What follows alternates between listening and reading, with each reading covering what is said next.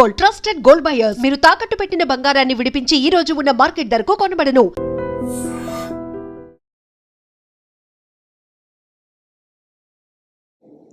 Hello, doctor Dileep Gude here, physician, Yashoda hospital, Somajiguda, Hyderabad.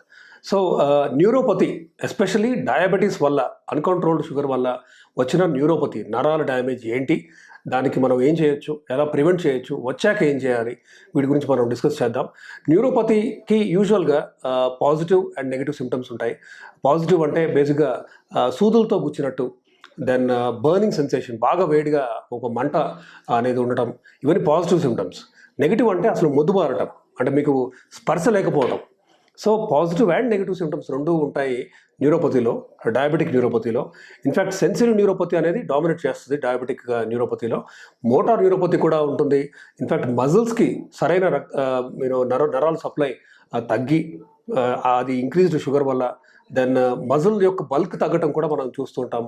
Then దీన్ని muscular atrophy అనేది చూస్తుంటాం, చేతుల్లో కూడా చూస్తాము, మెయిన్లీ కాళ్ళలో, అరికాళ్ళలో చూస్తుంటాం. ఇది గ్లవ్ అండ్ స్టాకింగ్ డిస్ట్రిబ్యూషన్ అంటాం డయాబెటీస్లో ఉన్న న్యూరోపతిని. అంటే గ్లవ్ అండ్ స్టాకింగ్ ఆ పేరులోనే ఉంది.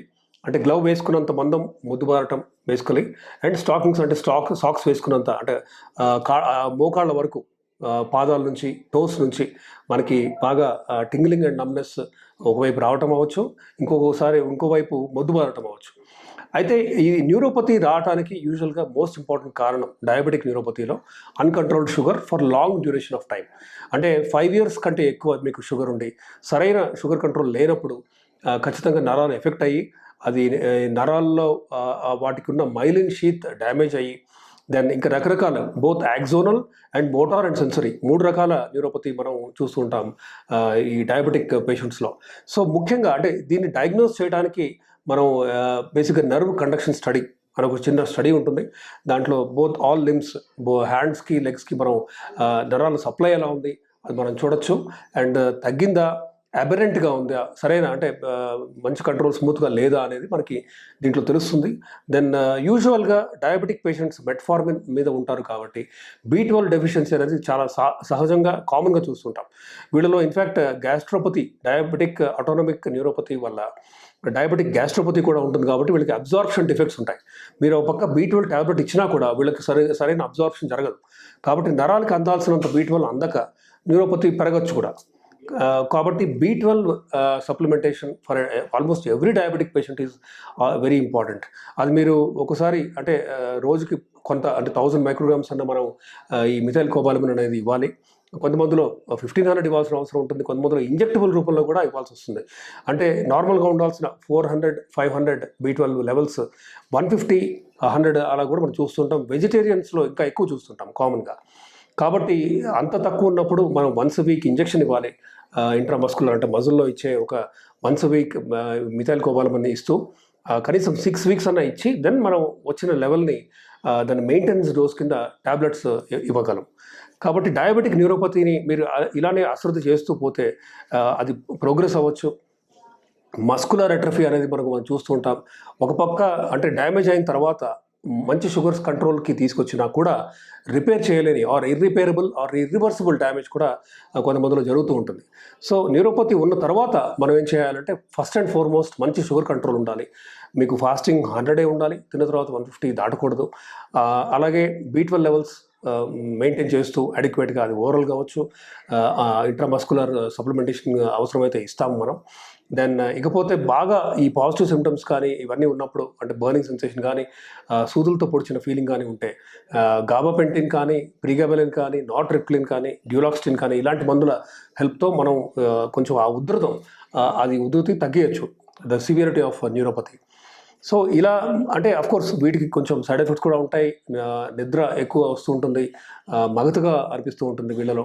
సో అది డోసెస్ మనం అకార్డింగ్లీ ఎక్కువ తక్కువ, అంటే ఏ డోస్ ఇస్తే అది మరీ నిద్ర లేకుండా, మరీ ఎక్కువ నిద్ర అవ్వకుండా, దెన్ సిమ్టమ్స్ తగ్గే విధంగా కూడా మనం మందులు ఇవ్వచ్చు. అయితే ఇకపోతే we have to understand the severity. ఈ న్యూరోపతి అఫ్కోర్స్ షుగర్ ఉన్న వాళ్ళలో న్యూరోపతి మనం చూస్తూ ఉంటాం. కొన్నిసార్లు వేరే రీజన్స్ కూడా ఉండొచ్చు. అది లెడ్ వల్ల అవ్వచ్చు, లేదంటే ఆటోఇమ్యూన్ కండిషన్స్ ఉంటాయి. మోనోన్యూరైటిస్ మల్టీప్లెక్స్ అని, ఇట్లా రకరకాల వేరే కాజెస్ కూడా ఉంటాయి. అంటే మంచి షుగర్ కంట్రోల్ చేసినా కూడా ఎందుకు వీళ్ళలో న్యూరోపతి వచ్చిందంటే మనం we have to look for other causes.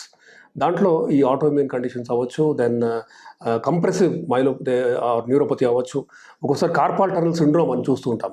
ఇప్పుడు ఇక్కడ లోపలికి వెళ్ళే నరాలు ఉంటాయి, మీడియన్ నర్వ్, అల్నర్ నర్వ్ అన్నీ ఇక్కడ ఈ టనెల్లో అంటే ఫర్ వేరియస్ రీజన్స్ అది షుగర్ ఉన్న వాళ్ళే అవ్వక్కర్లేదు, థైరాయిడ్ ప్రాబ్లం ఉన్న వాళ్ళు అవ్వచ్చు, కొంతమందికి జస్ట్ ఒబిసిటీ వల్ల అవ్వచ్చు.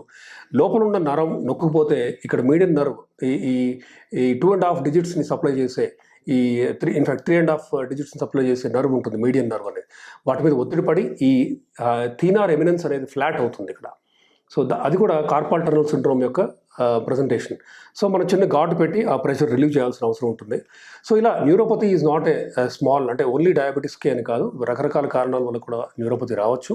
But if diabetes is the reason, మంచి షుగర్ కంట్రోల్, మంచి blood pressure control, then B12 supplementation, then if required ఈ గాబపెంటిన్, ప్రిగాబలిన్ లాంటి మందులు ఇవన్నీ ఇస్తూ దెన్ గమనించాలి. దెన్ మూమెంట్ అనేది ఉండాలి. ఒబిసిటీ ఉంటే అది నార్మల్ వెయిట్కి వచ్చేలాగా మనం ఫుడ్ అండ్ ఎక్సర్సైజ్లో జాగ్రత్తలు వహించాలి. And we have to make sure there is no irreversible damage. Motor neuropathy తీవ్రమైనప్పుడు ఒకసారి మంచి కంట్రోల్ వచ్చినా కూడా మనం తిరిగి ఆ మజిల్ యొక్క బలం తిరిగి పొందలేం, బల్క్ని పొందలేం. కాబట్టి సరైన టైంలో ఎర్లీ డయాగ్నోసిస్ చేయటం అనేది ఇంపార్టెంట్. అండ్ దానికి సరైన ట్రీట్మెంట్ కూడా అంతే ఇంపార్టెంట్. మనం ఈ డయాబెటీస్ ట్రీట్మెంట్లో కొత్తగా ఏం రాబోతున్నాయి ఆర్ కొత్తగా ఏం వచ్చాయి వీటి గురించి మనం డిస్కస్ చేద్దాం. ఇన్ఫ్యాక్ట్ వన్స్ వీక్ ట్యాబ్లెట్ ఒకటి అందుబాటులో ఉంది, అది ట్రెలాగ్లిప్టిన్ అనేసి మార్కెట్లో ఉంది. కోర్స్ ఇది ఎఫికసీలో అంత గొప్ప ఎఫికసీ ఉండకపోవచ్చు, బట్ ద హ్యాజిల్ ఆఫ్ అంటే ఎవ్రీడే ఒక ట్యాబ్లెట్ తీసుకునే బదులు వారానికి ఒకసారి కూడా ఈ ట్యాబ్లెట్ తీసుకోవచ్చు. కానీ అప్ టు 0.5% HbA1c రిడక్షన్ దీని కెపాసిటీ, అంటే అంతకు మించి ఇది వర్క్ చేయలేదు. బట్ వన్స్ వీక్ ఇంజెక్షన్స్ ఉన్నాయి, వన్స్ వీక్ ఇన్సులిన్ రాబోతుంది. అంటే వారానికి ఒకసారి ఇన్సులిన్ సరిపోతుంది. ఓకే, ఐకోడెగ్ అని ఇన్ఫ్యాక్ట్ ఇది ఒకసారి తీసుకుంటే 7 days వరకు త్రూఅవుట్ ద 7 days ఎక్కువ తక్కువ అవ్వకుండా ఒక ఫ్లాట్ ప్రొఫైల్ ఉండేలాగా చూసే ఒక ఇన్సులిన్ ఇది. అది ఇంకా మార్కెట్లో రాలేదు, it may take some more time. Then ఐకోడెగ్గే కాకుండా ఐకోసెమా, అంటే ఈ లాంగ్ యాక్టింగ్ ఇన్సులిన్తో పాటు ఇంకొక లాంగ్ యాక్టింగ్ 7 days పనిచేసే ఒక మందు, సెమాగ్లూటైడ్ అనే మందు ఈ ఇన్సులిన్తో పాటు కలిపి ఇచ్చే ఒక ప్రాసెస్ ప్రక్రియ రాబోతుంది. అది కూడా ప్రాబ్లీ 1 to 2 years అలా పట్టచ్చు. దెన్ ఐకోసెమా అని అంటారు. దెన్ ఇలా రకరకాలుగా అంటే కొత్తగా మాలిక్యూల్స్, ఇంకొకటి రెటాట్రూటైడ్ అనేది ట్రిపుల్ యాగోనిస్ట్. ఇప్పుడు మనకి మార్కెట్లో ఒకటి GLP-1 యాగోనిస్ట్ సెమాగ్లూటైడ్ ఉంది, కోర్స్ లిరాగ్లూటైడ్, డ్యూలాగ్లూటైడ్ కూడా ఉన్నాయి. ఇంకొకటి GLP అండ్ GIP డ్యూయల్ యాగోనిస్ట్ కూడా ఉంది ఇంక్రెటిన్ థెరపీలో, అది టిర్జపటైడ్. అయితే ఈ 2 మార్కెట్లో ఆల్రెడీ ఉన్నాయి. అయితే ఇకపోతే కొత్తగా వచ్చే మందు పేరు రెటాట్రూటైడ్. ఇది ట్రిపుల్ యాగోనిస్ట్. GLP, GIPతో పాటు గ్లూకగాన్ మీద కూడా పనిచేసే ఒక మాలిక్యూల్ ఇది. ఇది కూడా వన్స్ a week ఇంజెక్షన్. 2027లో రాబోతుంది. ఇది ప్రాబ్లీ 2027 డిసెంబర్లో అలా ఇండియాలో రావచ్చు. ఇది ఇన్ఫ్యాక్ట్ వెయిట్ లాస్ ఉధృతంగా, అంటే ఒక ఇప్పటి వరకు ఉన్న మాలిక్యూల్స్లో ఏది చూపించినంత గొప్ప వెయిట్ లాస్ బెనిఫిట్ చూపిస్తుంది. షుగర్ రివర్సల్ బెనిఫిట్ కూడా దీనికి ఉంది అనేసి ప్రిలిమినరీగా, అంటే ఇంకా ట్రయల్స్ యొక్క రిజల్ట్స్ మనకి రాలేదు, కానీ సోఫార్ జరిగే ట్రయల్స్లో మాత్రం ఈ retatrutide has shown great promise. So ఇవి ఇలా కొత్తగా వచ్చే మందుల్లో ఇవి బేసికలీ. బట్ నథింగ్ బీట్స్, అంటే మనం లైఫ్ స్టైల్ చేంజెస్ ఏదైతే చేయాలో, అంటే మనం తినే ఫుడ్లో మార్పులు, ఎక్సర్సైజ్ అవ్వచ్చు, దెన్ కోర్స్ వేరే మాలిక్యూల్స్ లైక్ ఎంపాగ్లిఫోసిన్, క్యానా, డాపా వీటి వాడకం, దెన్ ఇవి ఖచ్చితంగా అవసరం. అంటే ఇవన్నీ pillars of diabetes management. So కొత్త మాలిక్యూల్స్ వస్తున్నాయి కరెక్టే, బట్ ఈ మనకున్న ప్రిన్సిపల్స్ మాత్రం మారట్లేదు. అది ఏంటంటే బేసిక్గా లో గ్లైసెమిక్ ఇండెక్స్ ఫుడ్స్ తీసుకోవాలి, కార్బ్స్ అండ్ ఫ్యాట్ బాగా తగ్గించి, ప్లాంట్ ప్రోటీన్ అండ్ ఫైబర్ బాగా పెంచి, యాంటీఆక్సిడెంట్ రిచ్ ఫుడ్స్ తీసుకుంటూ, సరైన రీతిలో ఎక్సర్సైజ్ చేస్తూ, సరైన అంటే ఇనఫ్ స్లీప్ అందేలాగా చూసుకోవాలి. స్మోకింగ్, ఆల్కహాల్ ఎంత తక్కువ ఉంటే అంత మంచిది. సో ఈ విధంగా అంటే డయాబెటిక్ అంటే మందుల నెక్స్ట్, అంటే if you look at the next 4-5 years ఈ పాత్వే ఎలా ఉంది. అండ్ మంచి కొత్తగా వచ్చే డయాబెటిక్ మందులతో మాత్రం మనం ఖచ్చితంగా 6.5 can be our goal and అంటే should always be our goal, కానీ 6.5 దాటకుండా ఉండడానికి హెల్ప్ చేసే మందులు అయితే ఖచ్చితంగా మార్కెట్లో రాబోతున్నాయి. Thank you. And for more videos, Please subscribe to iDream. Please subscribe to iDream. Please subscribe iDream. And please subscribe to iDream. For more videos, subscribe to iDream. please like, share and subscribe to the channel. Congratulations, iDream. subscribe to iDream. Subscribe to iDream. So subscribe to iDream Media. iDream ki iDream team andarki huge congratulations. Please subscribe iDream Media. Please subscribe to iDream.